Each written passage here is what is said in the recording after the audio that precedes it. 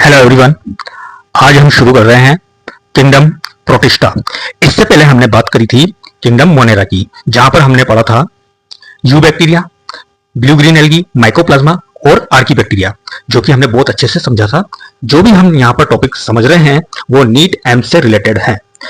आज का जो टॉपिक रहेगा हमारा रहेगा प्रोटिस्टा, ठीक है। लेकिन इसको समझने से पहले मैं बता दूं, मैं महेश गौतम और महेश जी की बायोलॉजी में आप सभी का स्वागत है।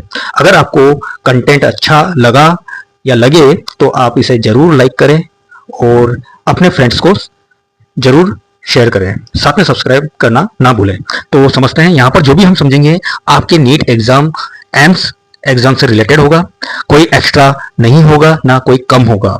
यहाँ पर किस तरह से क्वेश्चंस बनते हैं उसके लिए मैंने डिटेल में पोस्ट पर अपलोड किए हुए हैं क्वेश्चंस, जो कि लॉजिकल हैं, कॉन्सेप्चुअल हैं और इंपॉर्टेंट हैं। तो शुरू करते हैं बिना देरी के किंगडम प्रोटिस्टा, ठीक है।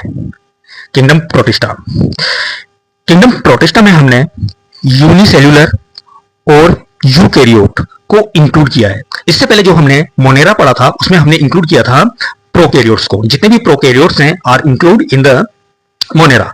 लेकिन प्रोटिस्टा में हम किसको इंक्लूड करेंगे? यूनिसेल्युलर ऑर्गेनिज्म होंगे, साथ में वो यूकैरियोटिक होंगे। जनरली प्रोटिस्टा कहां पर मिलेंगे हमें? एक्वेटिक हैबिटेट में, पानी में। अब एक बात आ रही है यहां पर जो डाउट बन जाता है, boundaries of Protista are not defined. इसके लिए मैंने अलग से वीडियो बनाया हुआ है, आप जाकर देखें कि प्रोटिस्टा की बाउंड्री डिफाइन नहीं है। क्यों नहीं है? इसके लिए अलग से आपको एक वीडियो मिल जाएगी जहां पर इसको डिटेल में समझाया हुआ है। अगली बात करते हैं इसके रिप्रोडक्शन की। तो प्रोटिस्टा में जो रिप्रोडक्शन होगा वो सेक्सुअल भी होगा और एसेक्सुअल भी होगा। एसेक्सुअल रिप्रोडक्शन बाइनरी फिजन और स्पोर फॉर्मेशन के द्वारा होता है। जिस तरह से बैक्टीरिया में बाइनरी फिशन होता है, उसी तरह से प्रोटिस्टा में भी एसेक्सुअल रिप्रोडक्शन बाइनरी फिशन द्वारा होगा या स्पोर फॉर्मेशन द्वारा होगा। सेक्सुअल रिप्रोडक्शन आइसोगेमी द्वारा हो सकता है, एनाइसोगेमी द्वारा हो सकता है या ऊगेमी द्वारा हो सकता है। इन टर्म को हम समझते हैं। आइसोगेमी, यहां पर क्या होंगे? गैमेट। सपोज करो कि ये मेल गैमेट है और ये फीमेल गैमेट है। ये दोनों ही मॉर्फोलॉजी में सिमिलर होंगे, साइज में सिमिलर होंगे, ठीक है। और दोनों ही कैसे होंगे? मोटाइल होंगे, इनके पास फ्लैजिला मिलेंगे। एनाइसोगेमी का मतलब हो जाता है दोनों मॉर्फोलॉजिकली डिसिमिलर होंगे, डिफरेंट होंगे, एक छोटा और एक बड़ा। लेकिन ये दोनों क्या हो सकते हैं? मोटाइल हो सकते हैं। एनाइसोगेमी में मैंने क्या बोला? दोनों ही मॉर्फोलॉजिकली डिसिमिलर होंगे। एक आता है ऊगेमी। ऊगेमी में भी क्या होगा? बिल्कुल इसकी ही एडवांस फॉर्म है, एनाइसोगेमी की एडवांस फॉर्म है। इसमें क्या होगा? मेल गैमेट छोटा होगा लेकिन मोटाइल होगा और फीमेल गैमेट नॉन मोटाइल होगा। यहां पर बात आती है कि दोनों ही मेल गैमेट चाहे फीमेल गैमेट ये सेक्स ऑर्गन के अंदर बनेंगे और फीमेल गैमेट फीमेल बॉडी के अंदर ही रहेगा और फिर इसके बाद मेल गैमेट इस फीमेल बॉडी के अंदर जाएगा। जबकि एनाइसोगेमी में हमने क्या देखा? ये सेक्स ऑर्गन नहीं बनते यहां पर और ना ही जो गैमेट होते हैं वो सेक्स ऑर्गन द्वारा बनाए जाते हैं। डिफरेंस है, याद रखना है। अब हम पढ़ेंगे प्रोटिस्टा में किस किस को डिटेल में पढ़ेंगे। एक हो जाएगा पायरोफाइटा, क्राइसोफाइटा, यूग्लिनोफाइटा और स्लाइम मोल्ड। तो एक एक करके सभी को डिस्कस करते हैं। सबसे पहला आता है डिवीजन पायरोफाइटा, जिसमें इंक्लूड करते हैं हम डायनोफ्लैजिलेट को। डायनोफ्लैजिलेट के पास डिफरेंट पिगमेंट होते हैं और मेन पिगमेंट के बेस पर ही हमने इसको अलग अलग कलर में डिवाइड किया है, या यूं बोल सकते हैं पिगमेंट के बेस पर ही डायनोफ्लैजिलेट डिफरेंट कलर शो करते हैं। जो मेन पिगमेंट होगा उसी के अकॉर्डिंग डायनोफ्लैजिलेट का भी कलर होगा। जैसे कि इनका कलर कैसा हो सकता है? येलो हो सकता है, ग्रीन हो सकता है, ब्राउन हो सकता है, ब्लू हो सकता है, रेड हो सकता है। ये किसके अकॉर्डिंग होगा? मेन पिगमेंट के बेस पर। Cell wall divide in plate, ये बात याद रखनी है। सेल वॉल जो होगी वो प्लेट में डिवाइड होगी। कितनी प्लेट में? 2 प्लेट में। सपोज करो कि ये डायनोफ्लैजिलेट है। एनसीईआरटी में इसका बहुत अच्छा सा डायग्राम दिया हुआ है, लेकिन हम यहां पर समझ रहे हैं। अब इसकी ये मान लेते हैं हम वॉल है। ये क्या होती है? वॉल 2 प्लेट में डिवाइड हो जाती है। एक प्लेट ये हो गई और एक प्लेट ये हो गई। 2 प्लेट में डिवाइड हो गई सेल वॉल, और बीच में क्या बन जाता है? फर्रो बन जाता है। तो ये मेन कैरेक्टर है किसका? डायनोफ्लैजिलेट का कि इसकी सेल वॉल दो प्लेट में डिवाइड होती है। अब जो इसका ये फरो बन रहा है, यहां से दो फ्लैजिला निकलते हैं, जो कि होगा एक लॉन्गिट्यूडिनली और दूसरा होगा ट्रांसवर्सली। दो फ्लैजिला निकलेंगे क्योंकि नाम ही क्या है इसका, डायनोफ्लैजिलेट, दो फ्लैजिला वाला। एक फ्लैजिला जो होगा वो कैसे होगा, हॉरिजॉन्टली, और दूसरा होगा ट्रांसवर्सली। बात याद रखनी है। डायनोफ्लैजिलेट मीजोकैरियोट होते हैं। मीजोकैरियोट क्या होते हैं, इसका मैंने अलग से वीडियो बनाया हुआ है, शॉर्ट वीडियो है, वहां जाकर जरूर देखें मीजोकैरियोट क्या होते हैं। बस हमें ये याद रखना है। मीजोकैरियोट का एग्जांपल क्या है, डायनोफ्लैजिलेट। पिगमेंट कौन कौन से मिलेंगे, chlorophyll a, chlorophyll c, xanthophyll. Chlorophyll b नहीं मिलेगा, याद रखना, ए, सी और जेंथोफिल। डायनोफ्लैजिलेट का जो स्टोर फूड होगा वो होगा स्टार्च। स्टार्च इसका स्टोर फूड है। एग्जांपल की बात कर लेते हैं। डायनोफ्लैजिलेट में आते हैं मेंबर गोनियोलेक्स, जिम्नोडीनियम। गोनियोलेक्स, जिम्नोडीनियम। नोट पढ़ लेते हैं, एक अच्छा सा नोट आया हुआ है। Gonyaulax show red tide. Red tide को शो करता है। सपोज करो कि ये क्या है, मैराइन वाटर है, और मैराइन वाटर में ये बहुत ज्यादा मल्टीप्लीकेशन करता है, रैपिड मल्टीप्लीकेशन करता है, जिससे सरफेस पर ये एक रेड कलर की चादर बना लेता है। उसी को क्या नाम दिया है हमने, रेड टाइड। तो रेड टाइड कौन शो करेगा, गोनियोलेक्स। गोनियोलेक्स और जिम्नोडीनियम दोनों ही टॉक्सिक होते हैं, और ये जो मराइन वाटर है उसके एनिमल को इफेक्ट करते हैं, वहां पर उनको मार देते हैं, क्योंकि ये टॉक्सिसिटी शो करेंगे। तो टॉक्सिक की वजह से वहां की जो भी वाटर में रहने वाले एनिमल्स हैं और दूसरे भी ऑर्गेनिज्म है वो क्या हो जाते हैं, इससे मर जाते हैं, अफेक्ट होते हैं। ठीक है, ये बात याद रख लेनी है। हालांकि यहां से क्वेश्चंस नहीं पूछे जाते, फिर भी हमें नॉलेज होना जरूरी है। अगली बात करते हैं डिवीजन क्राइसोफाइटा। क्राइसोफाइटा, क्राइसोफाइटा में हमने डाइटम्स, गोल्डन एल्गी, डेस्मिड भी बोलते हैं, इनको इंक्लूड किया है। डाइटम्स और गोल्डन एल्गी, जिनका दूसरा नाम क्या है, डेस्मिड। लेकिन हम एनसीईआरटी के अकॉर्डिंग पढ़ रहे हैं यहाँ पर, तो पूरा डिटेल या पूरा फोकस किस पर रखेंगे हम, डाइटम्स पर। तो डाइटम्स कहां पर मिलेंगे, फ्रेश वाटर में भी मिलेंगे और साथ में मराइन वाटर में भी मिलेंगे, मतलब दोनों ही जगह ये मिल सकते हैं। बहुत इंपॉर्टेंट बात आ रही है, फ्लैजिला एब्सेंट होते हैं। फ्लैजिला डाइटम्स में एब्सेंट होते हैं और ये नॉन मोटाइल होते हैं। इसी वजह से ये वाटर की सरफेस पर पैसिवली फ्लोटिंग करते हैं, मतलब तैरते हैं पैसिवली। जिस तरह से जल की धारा बहेगी उसी तरह से ये भी बहते चले जाएंगे। सेल वॉल सेल्यूलोज की बनी होती है, और साथ में इसके सेल्यूलोज के बीच में सिलिका पार्टिकल्स धसे हुए रहते हैं, भरे हुए रहते हैं। तो सिलिका की वजह से डाइटम्स की जो सेल वॉल होती है वो बहुत ज्यादा हार्ड हो जाती है, और ये डिकम्पोज भी नहीं हो पाती। अगर ये डिकम्पोज नहीं हो पाती तो जब डाइटम्स की डेथ होती है तो ये कहां पर एग्रीगेट होते चले जाते हैं, वाटर के, मतलब सी वाटर के बॉटम पर एग्रीगेट होते चले जाएंगे। डाइटम्स तो मर चुका है, लेकिन जो उसकी सेल वॉल है वो डिकम्पोज नहीं हो पाती, और वो एग्रीगेट होकर रॉक्स बना लेती है, जिनको हमने क्या नाम दिया है, किसलगर या डाइटोमाइट। बात याद रखनी है कि डाइटम्स की सेल वॉल सेल्यूलोज के साथ साथ सिलिका पार्टिकल की बनी होती है। ये क्या है, सिलिका पार्टिकल है, और सिलिका पार्टिकल की वजह से बहुत ज्यादा हार्ड हो जाती है, जिसकी वजह से ये डिकम्पोज नहीं हो पाती। इसी के वजह से ये सी वाटर के या सी के बॉटम पर रॉक्स बनाते हैं, जिनको किसलगर या डाइटोमाइट बोलते हैं। और सिलिकेटेड वॉल को एक स्पेशल नाम दिया है, फ्रेच्यूल। क्या बोला है, फ्रेच्यूल। ठीक है, आगे बढ़ते हैं। पिगमेंट, डाइटम्स में क्लोरोफिल ए मिलेगा, सी मिलेगा, बिल्कुल किसके जैसा, डायनोफ्लैजिलेट की जैसा, और जेंथोफिल मिलेगा, लेकिन यहां पर जेंथोफिल का जो टाइप होगा वो कैसा होगा, फ्यूकोजेंथिन। क्लोरोफिल ए, सी और जेंथोफिल कौन सा, फ्यूकोजेंथोफिल यहां पर मिलेंगे। सॉरी, गलत बोल दिया मैंने, जेंथोफिल मिलेगा कौन सा, फ्यूकोजेंथिन। फ्यूकोजेंथिन।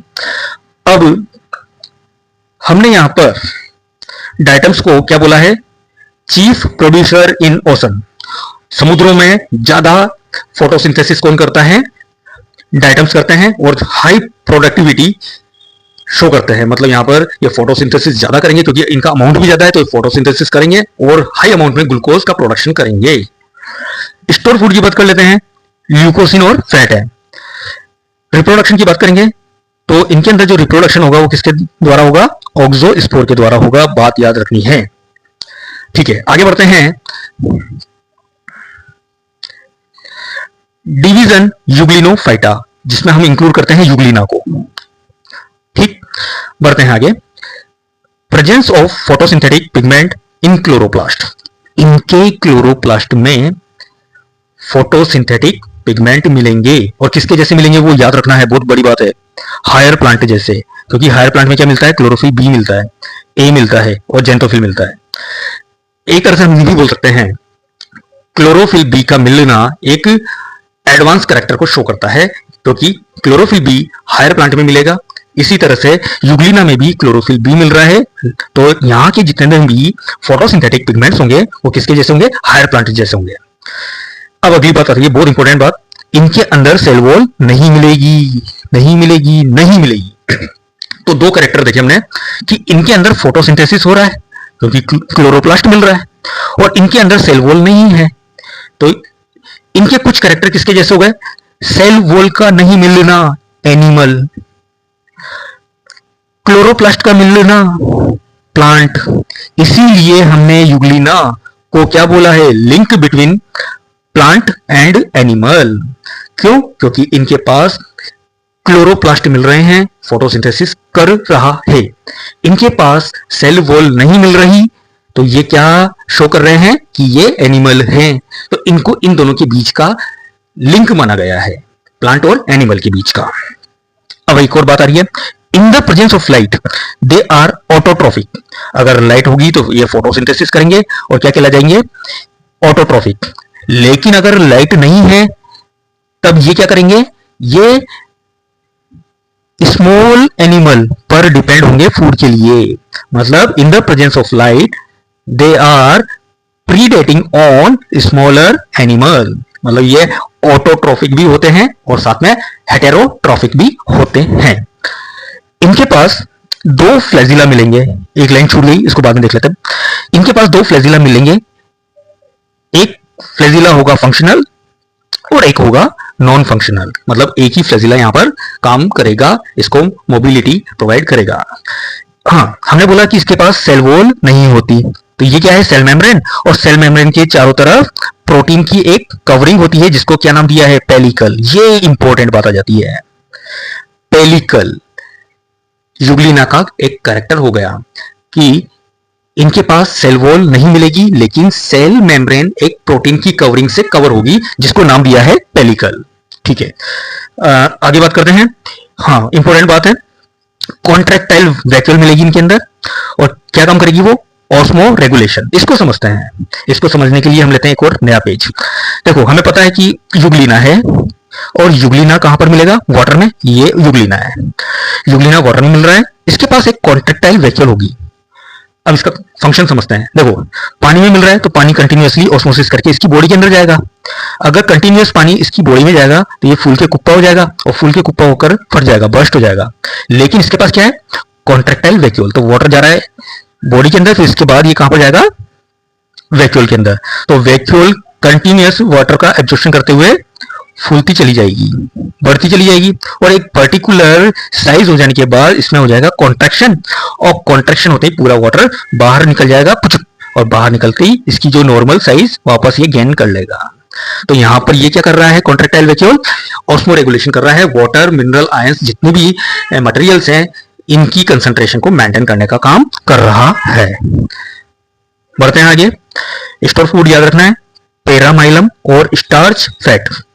यूग्लिना के अंदर स्टोर फूड पेरामाइलम स्टार्च होगा और साथ में फैट होगा। एक स्टार्च का ही टाइप है पेरामाइलम स्टार्च। आगे बढ़ते हैं, सॉरी। नेक्स्ट है स्लाइम मोल्ड। स्लाइम मोल्ड की स्पेलिंग गलत है, ई लगा लो। स्लाइम मोल्ड, इनको बोला गया है फॉल्स फंजाई। ये होते हैं सेप्रोफिटिक डिकम्पोजर होते हैं, और ये कहां पर मिलेंगे, डिकेइंग ट्विग लीव्स पर। जो सड़ी गली पत्तियां हैं, शाखाएं हैं, उन पर ये मिलेगा, क्योंकि ये क्या है, सेप्रोफिटिक है, डिकम्पोजर है। अब देखो, during favourable condition they aggregate to form plasmodium. एक पर्टिकुलर फेवरेबल कंडीशन में ये क्या करेंगे, एग्रीगेट हो जाते हैं और प्लाज्मोडियम बनाते हैं। और जब अनफेवरेबल कंडीशन होगी तो ये प्लाज्मोडियम क्या बनाएगा, फ्रूटिंग बॉडी बनाएगा, और इस फ्रूटिंग बॉडी के अंदर क्या मिलेंगे, स्पोर्स मिलेंगे। और इन स्पोर्स का एक कैरेक्टर है कि इनमें क्या मिलेगी, सेल वॉल मिलेगी। देखो, जनरली वेजिटेटिव कंडीशन में जो स्लाइम मोल्ड होते हैं, इनमें सेल वॉल एब्सेंट होती है, सेल वॉल एब्सेंट होगी कब? नॉर्मल बॉडी में, वेजिटेटिव जो कंडीशन है। लेकिन जब इनके स्पोर बनेंगे तो स्पोर के पास क्या मिलेगी? सेल वॉल मिलेगी। बात समझ में आ रही है? तो मैंने यहां पर बोला कि फेवरेबल कंडीशन होगी तो प्लाज्मोडियम बनाएंगे एग्रीगेट होकर, और जब अनफेवरेबल कंडीशन होगी तो उस अनफेवरेबल कंडीशन को क्या टॉलरेट करने के लिए ये क्या बनाते हैं? फ्रूटिंग बॉडी बनाते हैं, और उसी फ्रूटिंग बॉडी के अंदर वॉल वाले स्पोर्स मिलेंगे। अब देखो, हमें इनको डिस्पर्स करना है स्पोर को, तो ये किसके थ्रू होंगे? एयर के द्वारा। हवाएं चलेगी चमू श्याव श्याव श्याव, तो इन हवाओं के द्वारा ये स्पोर क्या हो जाते हैं? अलग अलग जगह पर फैल जाते हैं। ठीक है, आगे बढ़ते हैं। एग्जांपल समझाने की कोई यहां पर बड़ी बात नहीं है कि हवाएं चलेगी और ये स्पोर्स एयर करंट के द्वारा एक जगह से दूसरी जगह पर डिस्पर्स्ड हो जाते हैं। एग्जांपल फाइसेरम, स्लाइम मोल्ड का एग्जांपल क्या हो गया? फाइसेरम। तो हमने इस तरह से पूरा किंगडम प्रोटिस्टा को कंप्लीट कर लिया है, और मैं आशा करता हूं कि आपको समझ में आया है। अगर आपको टॉपिक अच्छा लगा तो सब्सक्राइब करें, साथ में लाइक करें, और आपसे निवेदन है एक बार YouTube के पोस्ट पर जाएं, वहां पर मैंने बहुत अच्छे क्वेश्चंस अपलोड किए हुए हैं, उनको सोल्व कीजिए। सोल्व करने से पहले या तो ये वीडियो देखिए, जब भी आपको ये वीडियो मिले इसको एक बार जरूर देखें, साथ में पोस्ट पर अपलोडेड नोट्स को जरूर देखें।